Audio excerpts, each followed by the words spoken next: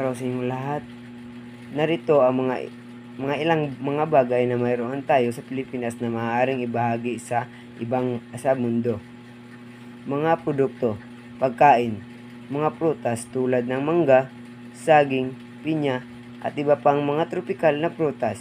Mga pagkain tulad ng adobo, sinigang, lechon, at iba pang mga tradisyonal na pagkain Pilipino.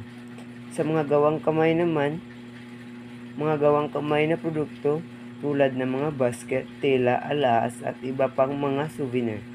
Sa agrikultura, mga produktong agrikultural tulad ng bigas, kape, kakao at iba pang mga pananim. Sa kultura naman ay musika at sayaw. Mga tradisyonal na musika at sayaw tulad ng tinikling, singkil at iba pang mga katutubong sayaw. Sa sining, mga likhang sining tulad ng mga pintura, eskultura at iba pang mga gawang sining.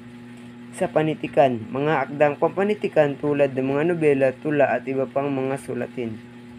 Wika, ang ating mga wika tulad ng Pilipino at iba pang katutubong wika. Sa turismo, mga likas na yaman, mga magagandang tanawin tulad ng beaches, bundok, ilog at iba pang mga likas na yaman. Kultura at kasaysayan, mga makasaysayang lugar at mga kultural na atraksyon. Dito ang mga halimbawa ng mga produkto. Durian, sikat ang rehiyon sa durian na maaaring export sa ibang bansa.